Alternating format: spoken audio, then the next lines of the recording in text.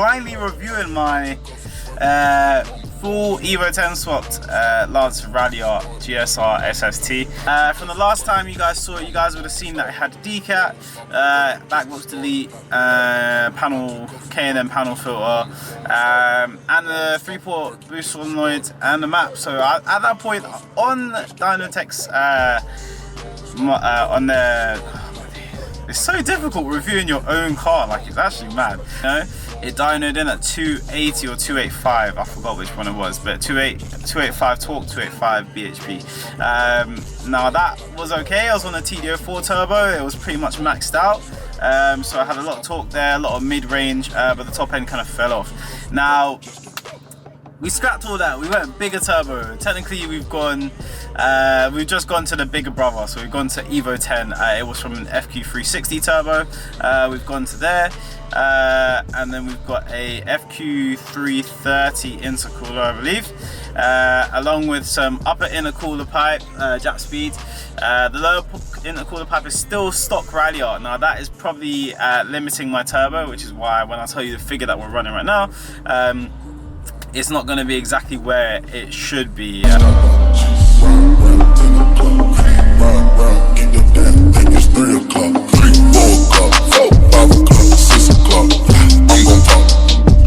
Jap speed upper intercooler, Jap speed intake, which is about 3-inch, I believe.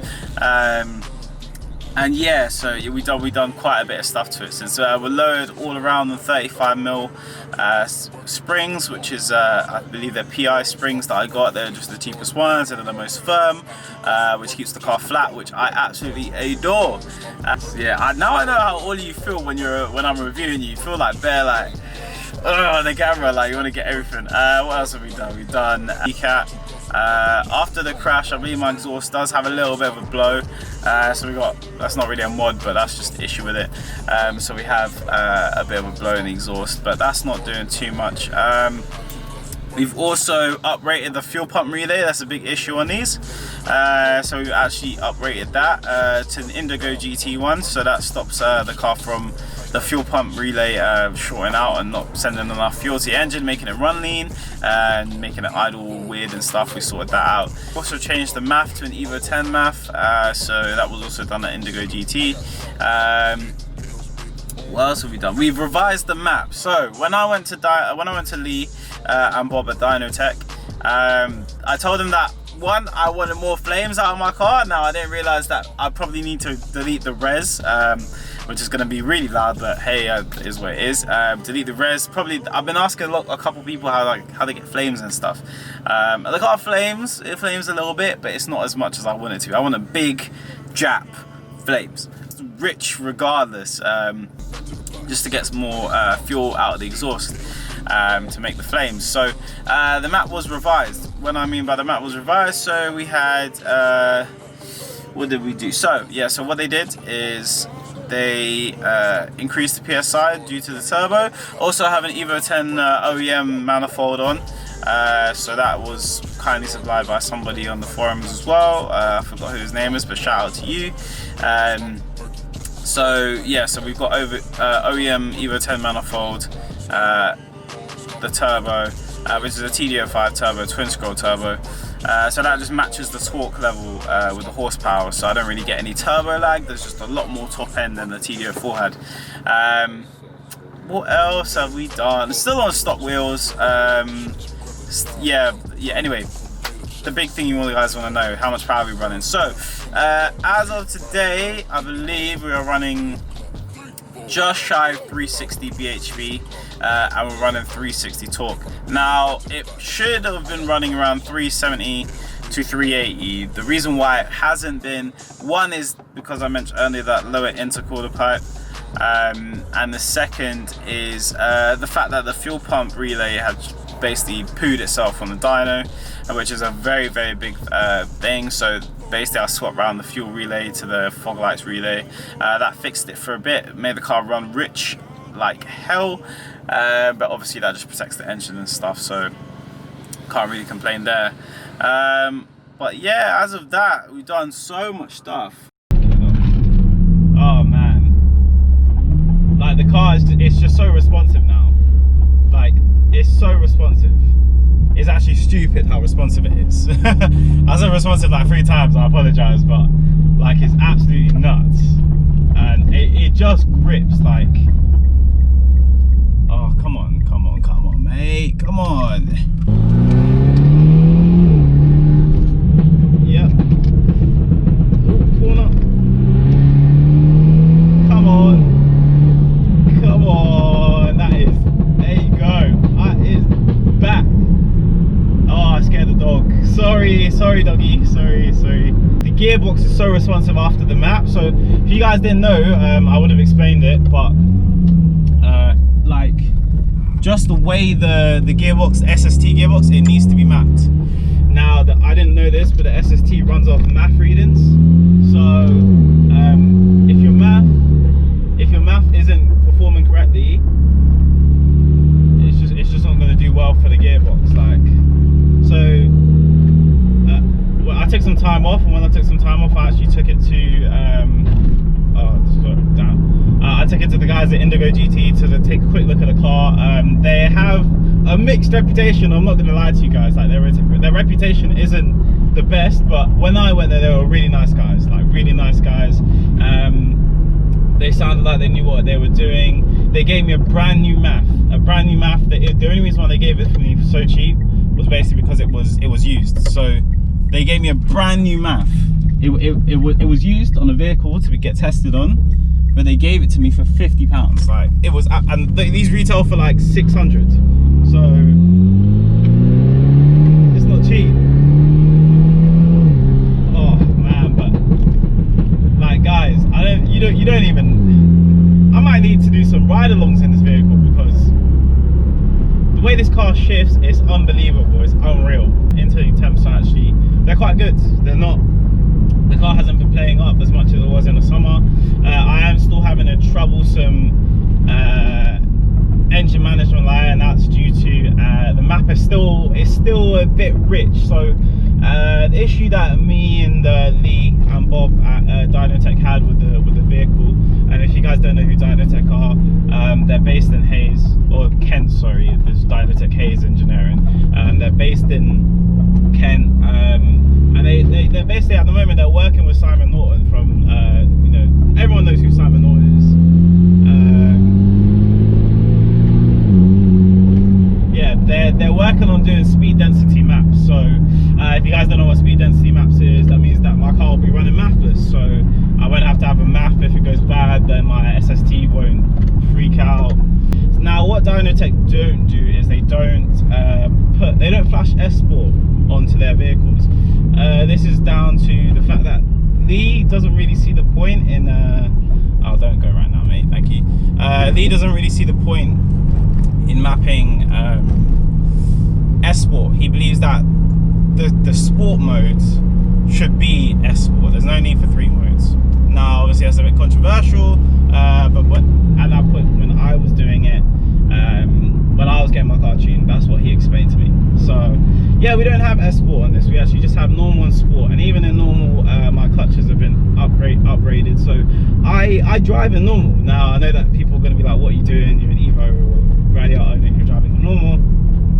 Trust me, it works wonders. It actually works wonders. Woof.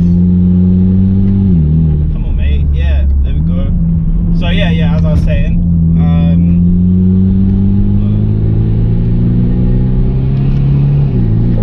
whoa, whew. Come on, mate. Oh my gosh. Yo, I miss this car so much. Oh man, I actually miss this car, man. Jesus. Yo, ah man.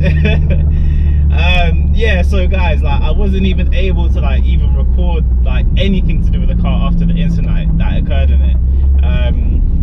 So I wasn't able to yo, we're getting all the turbo. Oh, okay. Let me reverse it. What's next for the car? Yeah, I'm gonna mention it. This is weird, I'm doing the talk over the mods after I've done the driving bit, but whatever.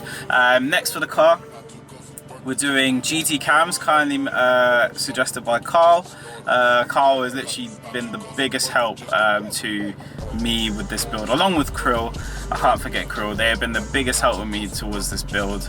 I literally can't thank them enough. Every time I have a question at silly times of the night, they've answered. And I haven't even met these guys. Soon come, but I haven't even met these guys. So big shout out to them, big love to them. They never stop letting me know if I'm, if I have any questions. They always answer and stuff.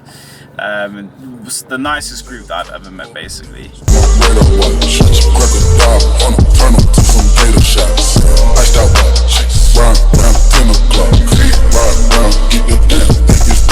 .360, obviously we have the limitations and stuff, but yeah, what's next is GT cams, springs, valve springs. So I believe they're Kelford, don't kill me on that if they are, they're Kelford springs possibly.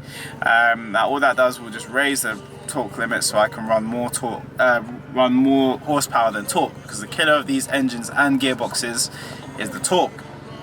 So what you want to do is keep the torque under 380. Horsepower can go as far as you want. I can put a TD06 on this, which could be in the works, or I'm getting a 3576 GTX from Chris Robinson's in the States.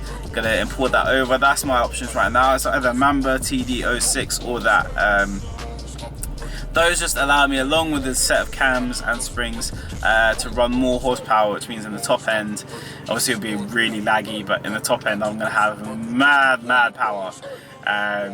But still have that stop block and stop trans, so you can't really complain. And in the UK, I mean, it's not the best thing for the roads here, but when am I going to be full throttle on the road? I mean, sometimes you want to give it a bit of play or whatever, but I'm not going to be 24/7 on the road sending it, so you might lose a bit of low end drivability, but hey, it is what it is. I believe that is all that's for the video. Yeah, I mean, I don't have anything else to say. I hope you guys enjoyed the video. Like, look at that. Hear that. It's just, yeah, it's just a... Oh, man. It's just a beautiful, like... It's a beautiful machine. The SST gearbox, the engine, the 4B11T engine, it just did absolutely wonders for this vehicle. And for the Evo 10, so it yeah, it, as I said, it likes to be kept at certain ranges, and if it's not there, it just, and the MyVec system as well. If you guys didn't know, it's got like it's kind of got a form of VTEC, Mitsubishi's way of VTEC. Oh, it's a cyclist, bloody hell. It's got its own form of like VTEC, and that is, yeah, MyVec. So it's their own way of variable valve timing. It works okay. It's not the best, but it does its job, and it absolutely rips. Like, oh, if I could just get past the cyclist around the corner. You know what? Forget turn traction off, because we don't need traction. Yeah, just wait until I'm driving.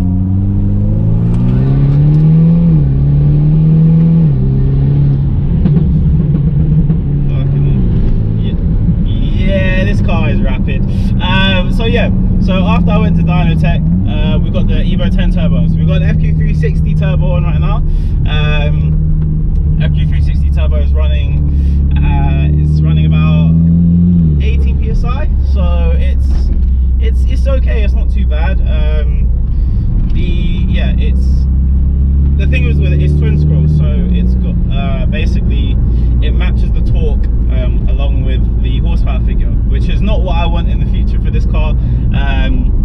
Don't worry guys, this car is not going anywhere as of yet. I haven't decided at all what I'm going to do with it, but just know it's going to be something crazy. Yeah, so the FQ360 turbo, it's okay. It's not, or they're all the same turbos. They're TD05.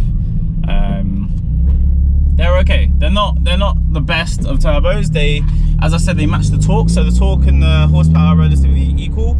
Going on to horsepower, as I would have said in the cinematics or the intro, they are 360. So yeah, 360 torque, 360 bhp. Now I know that doesn't sound like a lot, but if you guys drive an Evo or Ralliart that's 360, trust me, it's a different ball game. It's the way the power gets put down, the four-wheel drive system, the grip that this car has.